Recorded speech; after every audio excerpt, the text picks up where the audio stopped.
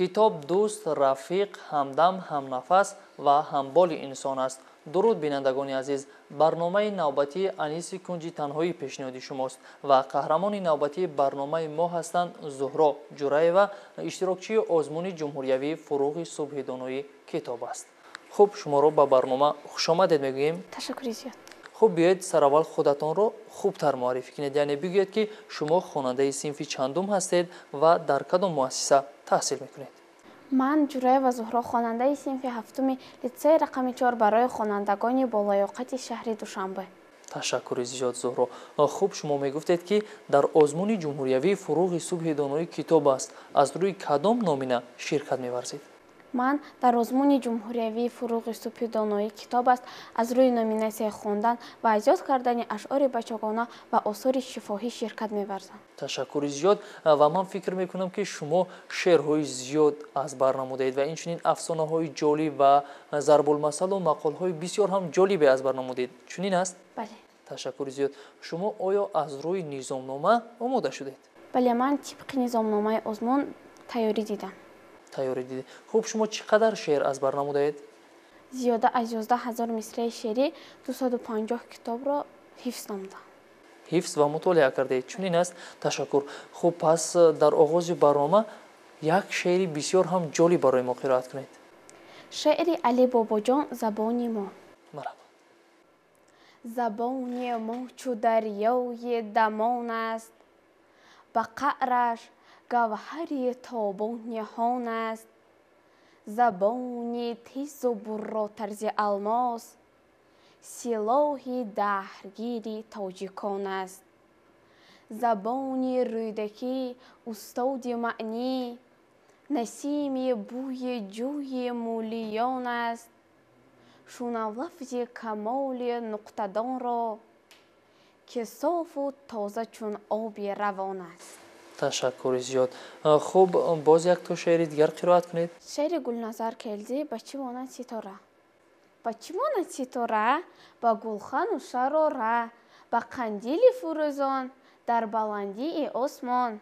بچه مانند ستاره مپرس از من دوباره، مانند با ستاره باشد تنها ستاره. آفرین.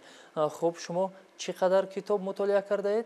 زیاده از 250 کتاب ها را مطالعه نمودم. خب از 250 کتابی که شما مطالعه نمودید کدامش برایتان بیشتر پسند آمد و در خواندن آن بیشتر لذت بردید؟ کتابی دوست داشته من که اون رو من مطالعه کردم و اون با من پسند آمد، این کتابی شاهزاده خردکک می باشد. پس فکر میکنم که این کتابی که برای شما بیشتر پسند آمده باشد و برای تماشابینان نورس ما نیز پسند می آید و از این خاطر بیایید درباره این کتاب برای ما قصه کنید و بگویید که این کتاب درباره چی سخن می رود و قهرمان اساسی این کتاب کیست. خلاصه درباره این کتاب به ما معلومات دهید تا نورسان ما بدانند و این کتاب رو دریافت کنند و مطالعه کنند. این کتاب شاهزاده خردکک درباره یک پسرک، یک شاهزاده نقل میکند که در یک سیاره تنها میزیست و یک گل یافته بود که آن را همیشه با خود میگرفت و آن را دوست خود میشمارید. او خیلی میخواست که دوست داشته باشد، اما در سیاره او فقط خودش تنها بود. یک گل بود و آن را خیلی دوست میداشت و نگاه بین میکرد. گل از وی خواهش مینمود که هر شب بالای او یگان کلاه مانند، چون که یگان درنده او را آمده نخورد. اما در سیاره آنها یگان درنده نبود. برای گفتن دوست شاهزاده خردکک به دیگر سیاره ها، به سیاره کورچکالان، سلطان گیوگرا و غیره ها می رود و با چند سلطان های دیگر سیاره ها شناسایی می یابد و بعدا به سیاره زمین می آید و با مرد دوست می شود که آن مرد نمی خواست که خودش کلان باشد، یعنی خصلت آدمان کلان رو نمی پسندید و می خواست مثل کودک باشد. و وقتی که او کودک بود اولین بار رسم کشیده بود و مادرش نشان داده بود، اما او را گفتند که این چیزی نادرکار است، خوبتر است تو رفته با یگان کاری фоиданок машғул шав ки то ки дар оянда ба ту лозим ояд ва ӯ ҳамаин расм. Ташаккури зиёд Зуҳробону. хуб ҳамин асар чӣ гуна ҷамъбаст мешавад ва хулосаи ин асар чӣ гуна аст? ин асар бо он ҷамъбаст мешавад ки шоҳзодаи хурдакак бо ҳамон дӯсташ аз биёбон наҷот меёбанд ва ӯ ба сайёраашон бармегардад ва дӯсташ ки дар замин буд хеле ғамгин мешавад ва кӯшиш мекунад ки мисли одамони дигар мисли калонҳо набошад. Ташаккури зиёд. хуб Зуҳро, шумо медонед ки бештари тамошобинони барномаи мо ин кӯдакону наврасон мебошанд ва онҳо хуш доранд ки барояшон бештар афсона, инчунин зарбулмасалу мақолҳо, латифаҳо ва чизонҳои ҷолиб гӯем ва нақл кунем. Пас аз ин хотир биёед як афсонаи бисёр ҷолибе нақл кунем. дарси ҳисоб аз Сафияи Носир. Гулчеҳра хеле хурдакак буд. Ӯ бемор шуда ба боғча нарафт, аммо падараш мехост ки ӯ аз дарсҳояш қафо намонад, яъне ба тайёрии мактабаш ҷиддӣ машғул шавад ва аз ҳамин сабаб китоби математикаро гирифта ба назди ӯ рафт ва хост ки бо ӯ машғул шавад ва ба ӯ ҳисоб карданро омӯхт. 1, 2, 3, 4, 5. Гулчеҳра аз хафои падараш такрор менамуд, аммо худаш танҳо гуфта наметавонист ва падараш хеле аз ин асабонӣ шуд. Вақте ки бобо дарси онҳоро дид, ба падар гуфт: биё ман бо Гулчеҳра машғул мешавам, шояд ки ман тавонам. Барои ҳамин бобо ба дашт рафта 5 то лола овард ва ба Гулчеҳра нишон дода як онҳоро бо рақам гуфт: мана ин лолаи якум, ин лолаи дуюм. Аммо боз ҳам Гулчеҳра ин ба ҳисоб кардан наметавонист ва дар охир биби вақте ки онҳоро мебинад мефаҳмад ва дар як лаълича 5 то қанд меорад ва ба Гулчеҳра мегӯяд: ана ин 1 то қанд, 2 то қанд, 1 то қандаш ба ман, 1 то қандаш ба ту, 1 то қандаш ба падарат ва модарат. ва Гулчеҳра вақте ки ин қандҳоро дид, шавқаш бисёр шуд ва ӯ дар охир ҳисоб карданро ёд гирифт. Ташаккури зиёд. Биёед зарбулмасалу мақол бигӯед кани.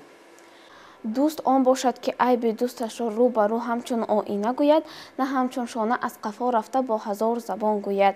Абр агар аз қибла хезад сахт борон мешавад, шоҳ агар одил набошад мулк вайрон мешавад. ҳар гул дар бутаи худ бӯй дорад, дар қасри падарат намону дар кулбаи модар мон. Ташаккури зиёд Зуҳро. хуб ба мо маълум аст ки ҳар нафаре ки дар номинасияи адабиёти бачагона иштирок мекунад, он нафар бояд ки аз адабиёти классик ва инчунин адабиёти муосир ё ки ҷаҳонӣ низ бохабар бошад. Чунин аст? Пас шумо аз устод Садриддин Айнӣ аз адабиёти муосир чӣ бархурд кардаед? аз устод Садриддин Айнӣ шеър аз худ кардам. Пас биёед барои мо аз устод Садриддин Айнӣ як шеъре қироат кунед. эй монда қадам ба роҳи мактаб, олист мақому ҷоҳи мактаб. мактаб сабаби ҳаёт бошад, мактаб сабаби наҷот бошад. бархезу гузор хоби худро, баргир ба каф китоби худро. рав аз ҳама пештар ба мактаб, шавқ аст агар туро ба мактаб. саъе бинамову илму одоб, беҳтар зи шарики хеш дарёб. то дар ду ҷаҳон азиз бошӣ, бо донишу бо тамиз бошӣ. Ташаккури зиёд. хуб боз метавонед як шеъри дигар қироат кунед? ман боз аз адабиёти ҷаҳон достонҳояшонро аз худ кунам. аз адабиёти ҷаҳон достон азбар намудаед? Бале. хуб пас барои мо аз адабиёти ҷаҳон биёед як достоне қироат кунед. Отрывок Александра Сергеевича Пушкина «Руслан и Людмила». Для вас, души мои царицы, красавицы для вас одних, времен минувших небелицы, в час досугов золотых, под шепы старинной болтливой, рукою верно я писал. Примите же вы мой труд игривый, не чахнет труба похвал. Счастливы уже надеждой сладкой, что дева с трепетом любви. Посмотреть, может быть, сладкое на песни грешные мои. Ташаккури зиёд. хуб боз метавонед барои мо аз устод Мирзо Турсунзода шеъре қироат кунед? то тавони дӯстонро гум макун, дӯстони меҳрубонро гум макун. дар ҷаҳон бедӯст будан мушкил аст, мушкил осон кун, касонро гум макун. хуб Зуҳро, биёед аз ҳикояҳои ҷолиби устод Азизи Азиз барои мо нақл кунед. Саргузашти корд аз Азизи Азиз. Марҳамат. дар кишвари устое мезист. Хеле ҳунарманд буд ва ҳар гуна ашёҳои зеборо месохт. ӯ як корде сохта буд ки хеле бадҳайбат ва хеле зебо буд ва аз куҷое ӯ устухони филро ёфта буд ва дар дастаи он кордро бо устухони фил сохта буд ва дар поёни ҳамон навишта буд ки аз тезии ин корд битарс ва аз тухмати одамон ва аз заҳри мор. Ин корд ба худ сайёҳонро аз дигар давлатҳо ҷалб кард. Онҳо медиданд, меомаданд ва таҳсину арза мехонданд ва мегуфтанд ки ин корд хеле қиматбаҳост ва бо пули андак инро харида намешавад.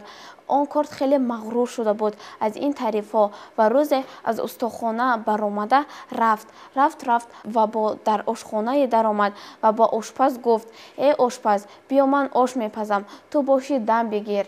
ӯ рафту дар як дақиқа ҳамаи маҳсулотҳои ошро тайёр карду мағрурона аз он ҷо баромад ва рафт ба назди устохонае даромад ва гуфт: «Биёед, ман ба шумо ёрдам мерасонам». Устоҳо ӯро дида хандида гуфтанд: «Ҷои ту дар ошхона аст, рав ба бонуҳо ёрдам расон». Ӯ гуфт: «Не, ман хеле тез ҳастам ва ба шумо низ ёрдам карда метавонам».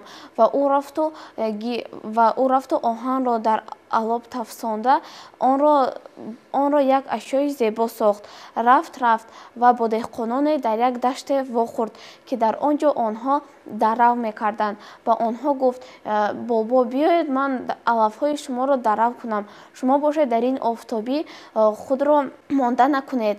ва онҳо гуфтанд: «Ту рав, дар ошхона ҷои ту аст. Беҳтараш ягон хӯроки бомазза пухта ба мо биёр». Корд мағрурона гуфт: «Ана бинед ман чӣ хел метавонам». ӯ хост ки ба даравидан сар кунад, аммо вақте ки сар кард, ҳатто як алафро бурида натавонист, зеро ки ӯ хеле мағрур шуда буд ва дар ҳамаи одамонеро ки аз пешаш медид, корҳои онҳоро аз дасташ мегирифту худаш мекард. ва деҳқонон ба ӯ хандиданд. Яке аз деҳқон он кордро гирифт ва онро аз сари нав тез кард, тоза кард ва дигар дар ғилофаш гирифта бо худ мегардонд ва намегузошт ки ин хел мағрурӣ кунад. Ташаккур. Хуб, аз хулосаи ин бармеояд ки инсон набояд ки ҳавобаланд ва мағрур бошад. Чунин аст. Хуб, биед баҳри мо тез гӯяд. Аз як дара себ омад, аз як дара сел. Аз як дара себ омад, аз як дара сел. Аз як дара себ омад, аз як дара сел. Шар шаршара дар як дара. Шар шаршара дар як дара. Шар шаршара дар як дара. Офарин.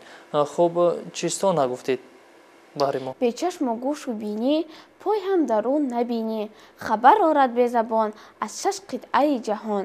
ҷавоби ин чистон мактуб мебошад. Боз як чистони дигар. Гандумакро ки хӯрдааст? Мошу биринҷ ки бурдааст? Халтаро карда шикоф? Ин киест ин беинсоф? ҷавоби ин чистон муш мебошад. Ташаккури зиёд Зуҳро. Хуб, бинандагони азиз, воқеан Зуҳро дар баробари оне ки аз адабиёти бачагона дар озмон ширкат меварзад, инчунин ба омӯзиши адабиёти классик низ машғул аст ва биёед аз Зуҳро мепурсем ки аз адабиёти классик чӣ ҳифз намудааст, яъне чӣ қадар ғазалҳо, чӣ қадар китобҳо мутолиа кардааст? аз адабиёти классик тибқи низомнома ғазалҳо аз шоирони онҳо аз бар намудам ва инчунин аз Гулистон, Бӯстон ва Баҳористон низ ҳикояҳо мутолиа кардам. Хуб, пас биёед аз Гулистони Саъдии Шерозӣ барои мо як ҳикояе нақл кунед. Порсои шаб нишаста дар хонааш итоат мекард. Ногоҳ дузде омад. Ҳарчанд ки коф дар хонаи ӯ чизе наёфт. Порсо чун аз ин бохабар шуд, аз ҷой наҷунбид ва гилеме ки дар таги пояш буд, онро ба назди дар партофт, чун дузд аз хонаи ӯ ноумед наравад. Яъне мазмуни ин ҳикоя дар он аст ки одамонро мо бояд ноумед накунем ва бо ҳар як рафтору суханони худ. Ҳар як чизе ки лозим мешавад, бояд мо ки яъне онро ноумед нагардонем. Чунин аст, яъне сухани дурушт нагӯем, сухани дуруст бигӯем. Ташаккури зиёд. Хуб, боз аз Абдураҳмони Ҷомӣ гуфтед ки аз Баҳористони Абдураҳмони Ҷомӣ низ ҳикояҳо аз бар намудам. Чунин аст. Биёед як ҳикояи дигар аз Абдураҳмони Ҷомӣ. Искандари Румӣ дар овони ҷаҳонгирӣ ҳисоре бикушод ва ба вайрон кардани он фармон дод. Гуфтанд: дар он ҷо ҳакимест доно ва бар ҳалли мушкилоти ҳикмат давоно. Вайро талаб дошт. Чун биёмад, дид шакле аз қабули таб дур ва аз қабули таби اهل از وی نفور گفت این چه صورت غریب و چه شکل مهیب است. حکیم برآشفت و خندان خندان در آن برآشفتگی گفت طعنه بر من مزن به صورت زیشت ای تهی از فضیلت و انصاف. تن بود چون غلاف و جان شمشیر کار شمشیر میکند نه خلاف. آفرین، احسن. خوب، شما میگفتید که راهنمای شما کیست و کی شما را برای آزمون آماده میسازد؟ در این آزمون ما را معلمه ام و مادرم با دستگیری آنها من در این آزمون شرکت میکنم. شرکت می‌ورزید. خوب، پس شما برای معلمه اتون یک شعری قرائت کنید. شعر کمال نصرالله شانی معلم. بلند است از فلک شانی معلم بود جان بخش ما جان معلم. نباشد نعمتی در هر دو عالم حلال از پاره نان معلم. تشکر زیاد. خوب، زهرا بیایید یک شعری دیگر برای ما قرائت کنید. شعر عبدالسلام دهوتی.